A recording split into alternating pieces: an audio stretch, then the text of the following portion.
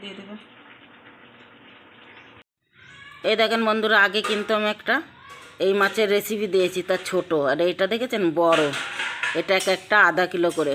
এটা আমরা কিন্তু খসল্লা মাছ বলি, আপনারা কি বলেন কমেন্টে জানাবেন। আমরা কিন্তু খসল্লা মাছই বলি। এটা আমি এখন কেটে কুটে নেব। বিড়ালটা না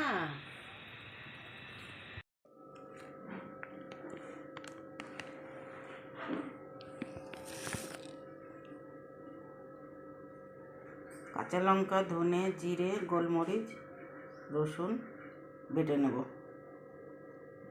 মাছ কটা কেটে কুটে ধুয়ে লবণ হলদি মাখিয়ে রেখেছি। এখন আমি এই যে কড়াইতে গরম মশলা দিয়ে দিচ্ছি।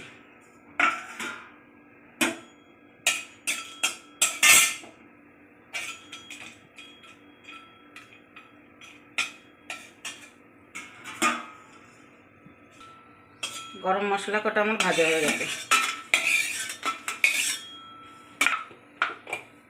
সাদা তেল দিয়ে দিচ্ছি।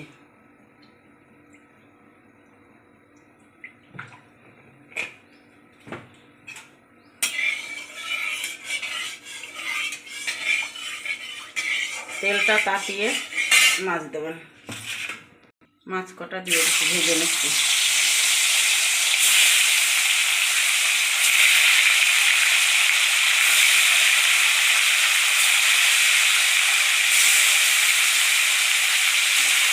মাছ কটা ভেজে নিই।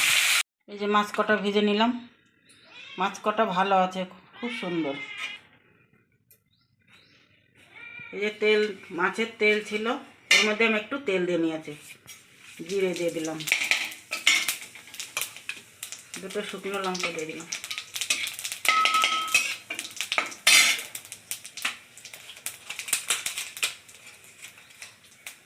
দুটো তেজপাতা দিয়ে দিলাম।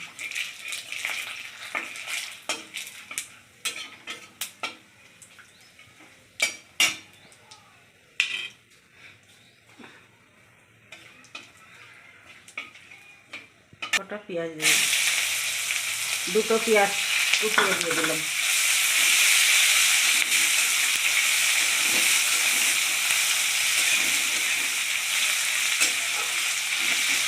পেঁয়াজটা একটু ভেজে ভেজে নেব। দেখেন এগুলো নতুন আলু, বাজারে নতুন আলু উঠে গেছে। পেঁয়াজ দিয়ে আর আলু দিয়ে একসঙ্গে ভেজে নেব। তারে পিষে নিলাম ওই মশলাটা, দিয়ে জল একটু দিয়ে দেবো।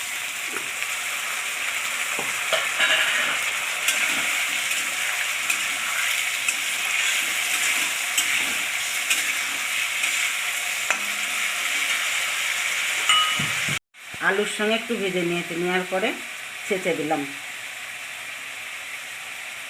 টমেটো, একটা টমেটো কেটে নিয়েছি। মশলাটা একটু ভেজে নেব।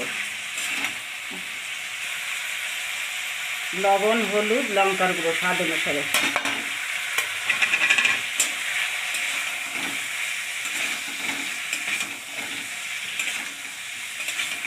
মশলাটা একটু ভেজে নিই।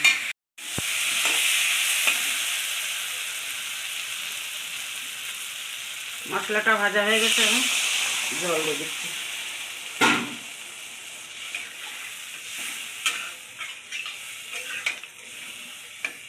আর একটু দেবো।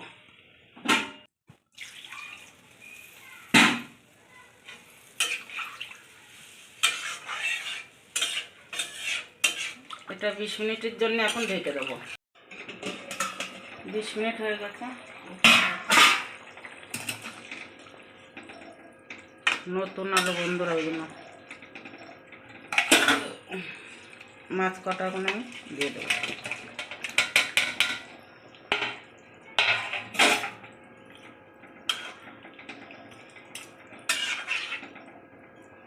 আর 10 মিনিট ঢেকে রাখবো।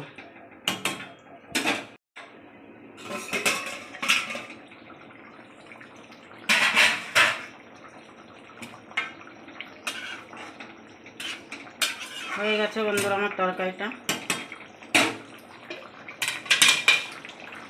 আমি এই যে ভেজে রেখেছিলাম যে গরম মশলাটা, ওইটা দিয়ে দেবো। গ্যাসটা বন্ধ করে ওইটা দিয়ে দেবো।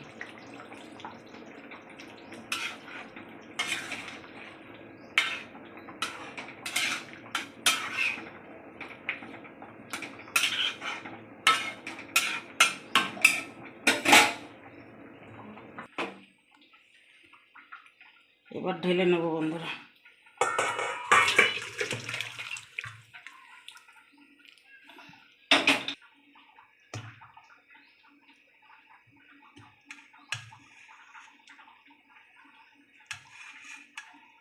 আমার রেসিপিটা কেমন লাগলো বন্ধুরা আপনাদের কাছে? তো বন্ধুরা, আপনারা এইভাবে মাছটা রান্না করেছে, যেইভাবে আপনারাও ঘরে এইভাবে রান্না করে খাবেন, ভালোই লাগবে খেতে মাছটা। আর যাদের আমাদের রান্নাটা পছন্দ হয়েছে অবশ্যই লাইক, শেয়ার, কমেন্ট করে দেবেন, আর সাবস্ক্রাইবটা অবশ্যই করে দেবেন। আবার দেখাবো এরকম সুন্দর কিছু রান্না নিয়ে আপনাদের সাথে।